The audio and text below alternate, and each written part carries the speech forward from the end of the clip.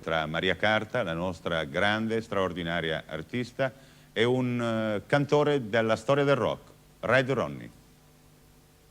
Red Ronnie, Maria Carta, attrazione fatale. Sì. No, non è fatale, è fatta di coincidenze. Astrale. No, è fatta coincidenza di stelle. Coincidenza di stelle, coincidenze, non lo so, sai, noi non sappiamo nulla delle energie, delle stelle, del perché siamo qui, di che cosa facciamo qui, se c'eravamo un'altra volta, se abbiamo vissuto altre vite, se vivremo altre vite, e quindi non puoi mai sapere. Lei l'ho incontrata, è stata una coincidenza, l'ho incontrata a Sedilo quando c'era Icnos ed ero andato lì perché c'era Maria Carta, e perché ero alla Sardegna, quindi incontrare lei è stato come incontrare la Sardegna, la prima volta che ho lavorato in Sardegna, la prima volta, anche se ci venivo per anni, però soltanto ad esempio l'anno scorso con Andrea De Tazenda ero andato sul Supramonte, mi aveva portato con Chichino a visitare sul Monte San Giovanni, soltanto lì ho capito la forza che aveva la Sardegna, un'energia incredibile. Io lì sopra ho detto, sono stato al Grand Canyon, il Grand Canyon nella sua maestosità di roccia è incredibile, però l'emozione che mi ha dato il Monte San Giovanni, il vedere le querce che nascono dalla roccia e non riesci a capire come facciano innanzitutto a nascere, poi a crescere e poi a rimanere attaccate e poi a nutrirsi, cioè ti fai tante domande, alla fine scopri che ci deve essere un'energia, un qualcosa di incredibile in questa regione e quindi andare a Sedilo, ho incontrato lei e in una situazione avrei voluto incontrarla prima, forse era scritto che dovevo incontrare adesso, quindi incontrarla prima perché per portarle dell'energia prima, perché lei me ne sta dando e io credo di dargli, cioè una cosa strana. È molto strano perché in effetti io da quando da anni che faccio questo lavoro, io ho sempre desiderato incontrarlo. E quest'ultima occasione si era presentata a Sanremo, poi non ho detto, vabbè, l'ultima occasione per incontrare Red Ronnie. Perché desideravi non lo so, perché c'era questa fonte di verità che forse non mi davano gli altri, con lui ero sicura che con lui avrei potuto parlare, come poi adesso, avendolo conosciuto, c'è stata questa verità, che ho potuto parlare con lui ha capito me e mi ha capito per quella che ero dentro, che forse molti non mi hanno capito. E quando l'ho incontrato anch'io in questa cosa a Sedilo, che mi hanno detto c'è Red Ronnie, che io non mi aspettavo, ho detto oh mamma mia, ho pensato anni a Red Ronnie, adesso c'è il problema, adesso che faccio? E in effetti poi ne è venuta fuori un'intervista con una mia, io l'ho parlato da dentro di me, ero me stessa fino in fondo, sono stata sempre me stessa, ma in quell'intervista ho detto cose che non avrei mai detto a nessuno e forse cose che non ho mai detto prima, e credo anch'io che con lui forse in altri mondi ci siamo incontrati in altre situazioni, perché c'è questa sintonia, questo già capire al volo quello che lui mi vuol dire, e poi con lui dico sempre sì, stranamente che io ho detto a tutti sempre no. Ecco, Maria, sempre sì. Maria, tu stai combattendo la battaglia più dura e difficile della tua vita. Red ha fatto un riferimento a questo trasferimento di energie tra persone che si incontrano casualmente o forse sì, perché il destino ha voluto che in quel momento si incontrassero. Tu hai bisogno degli amici che in questo momento ti stanno dando una forte carica, ma hai trasferito, immagino, anche a Red Ronnie. Sì, ma in effetti lui mi ha dato questa possibilità di capire me stessa, nel senso esisto, ci sono, ci sono sempre stata, ma per me non ci sono mai stata.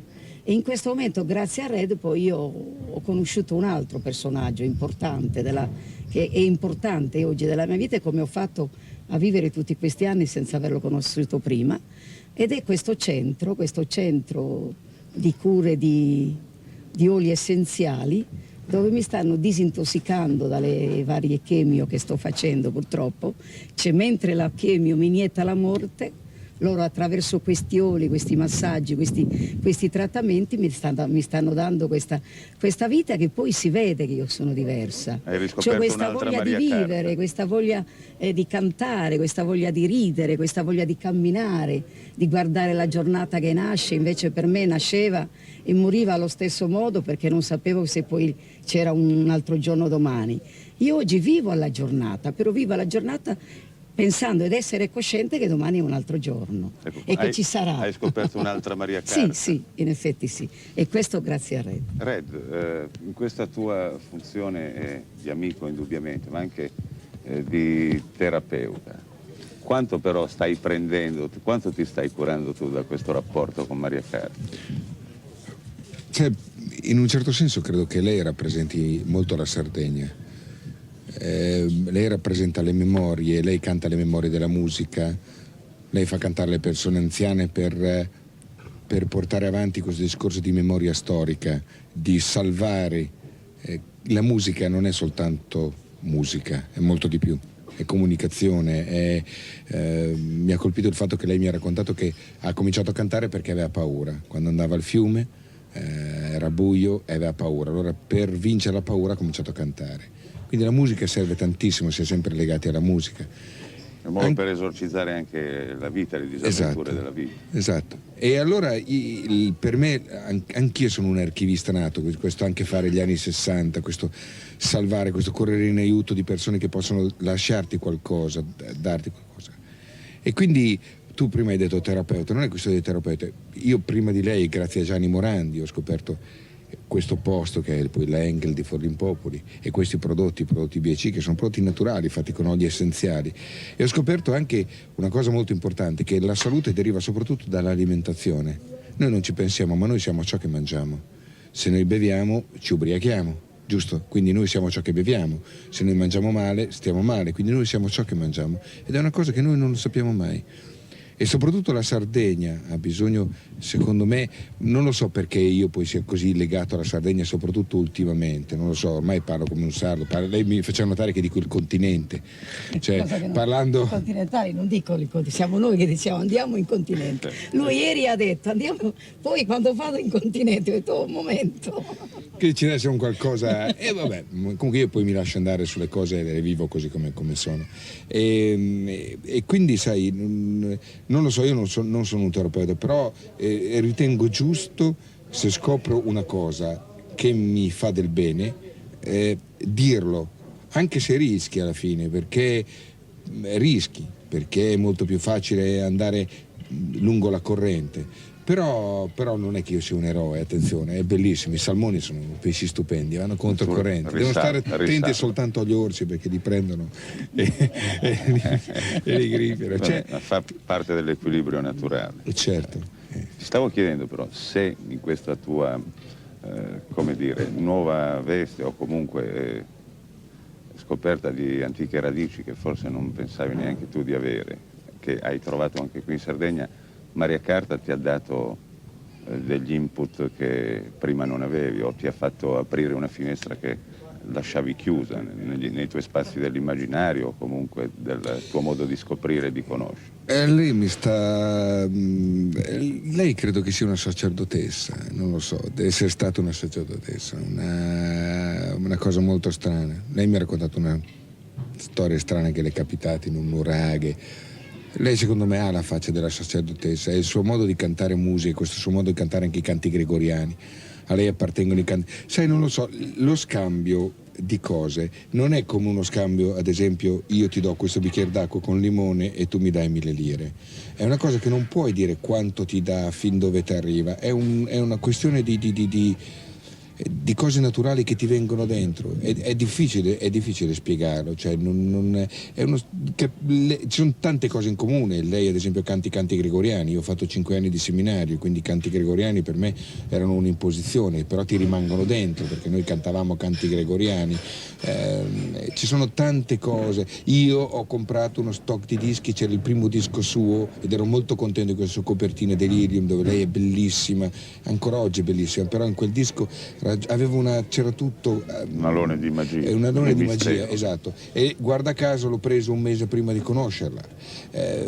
C'è tutto, lei che dice subito sì a queste cose, si fida subito di questo nuovo, è importante, cioè secondo me lei che ha deciso di curarsi perché decidere di curarsi quando sai di avere la morte dentro è una decisione molto importante, è un po' anticipa quello che dovrà succedere alla Sardegna. Cioè decidere di curarsi contro la talassemia, curarsi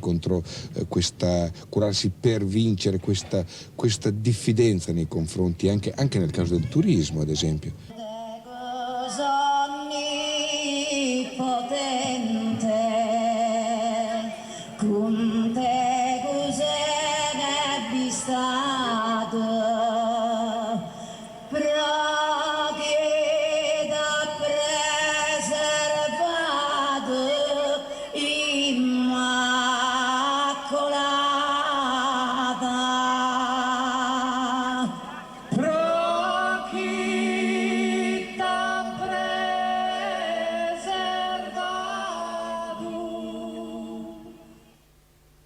Io ho scoperto questo posto ed ho avuto una grande emozione. Com'è che sono sempre passata sulla strada così, mai girandomi e mai pensando che poi dietro la strada, vicino al mare, ci fosse questo posto magico. Qui è magia. Ecco, qui ne viene fuori veramente quella Sardegna dove niente è magico, tutto è assolutamente magico.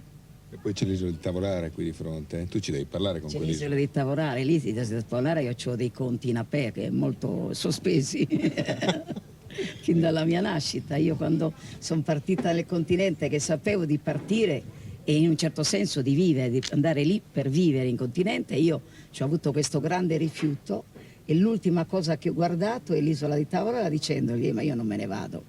Il mio cordone ombelicale l'ho buttato come un'ancora, è rimasto lì, ha impigliato forse nel punto più alto di Tavolara e forse si spezzerà. No, allora non bisogna mai recidere. No, assolutamente.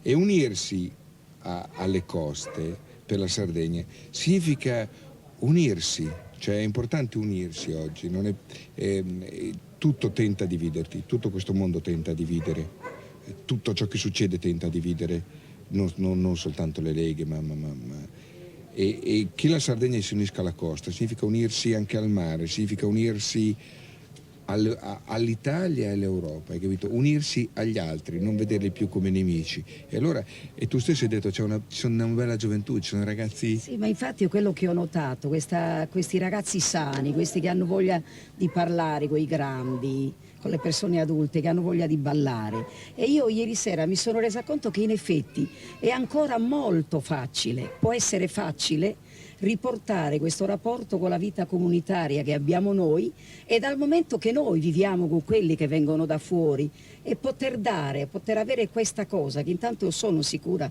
che può succedere, il rapporto comunitario che c'è da noi con quelli che vengono da fuori, in modo che ci sia quasi un legame interiore col fatto comunitario di quel mondo che non ci appartiene e che appunto è il continente, perché io ieri sera ho visto che sembravano tutti sardi e c'era una sola bambina di Mamoiada e per me è stata una grande emozione.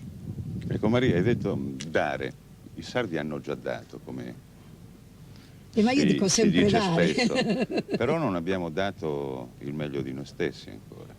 Ma lo diamo, perché il meglio di se stessi io credo che si dia senza saperlo. E altrimenti se abbiamo coscienza di dare qualcosa non diamo. Allora siamo coscienti che diamo, allora non è dare. La cosa importante è dare, che agli altri arriva quel qualcosa che noi abbiamo importante e che poi neanche noi molte volte lo sappiamo quello che vogliamo dare e quello che è importante da dare. Ecco, io so quello che ho avuto da lui. Lui mi ha dato questa sensazione di vita grazie appunto all'Engel. Questa sensazione di vita che lui, non lo so se poi lo sapeva che me lo poteva dare, lui me l'ha dato, io ho captato e me lo sono preso e allora io devo dare senz'altro qualcosa a lui, non so che cosa, ma col tempo gli arriverà qualcosa, forse in emozione, ti ho dato un po' di emozione. No, neanche un po'.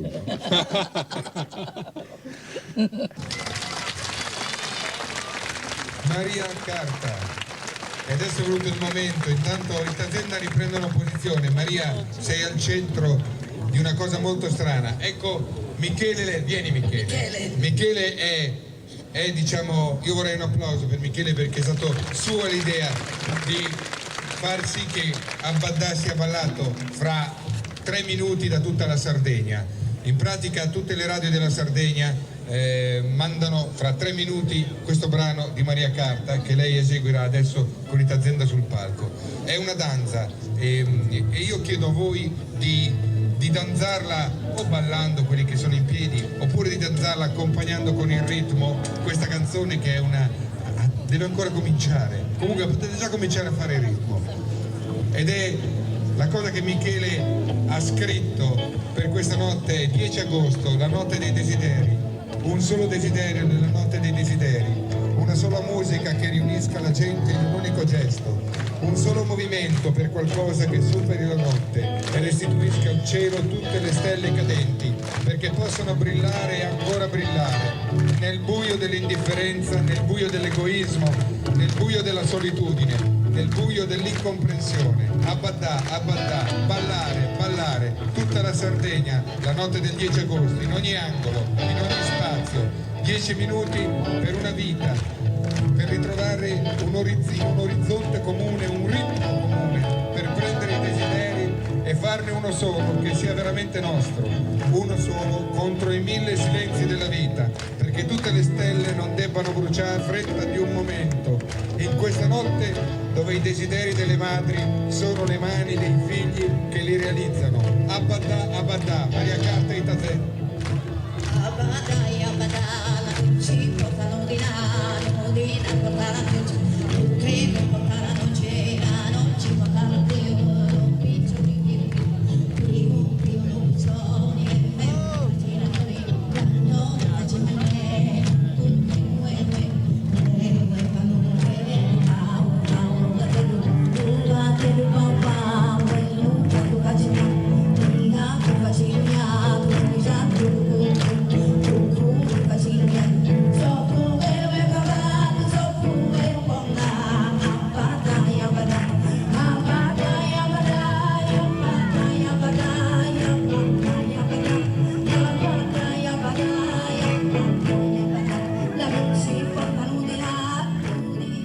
Bene, è finita anche questa quarta puntata di Mare, Moda e Miti, ma vi anticipo che la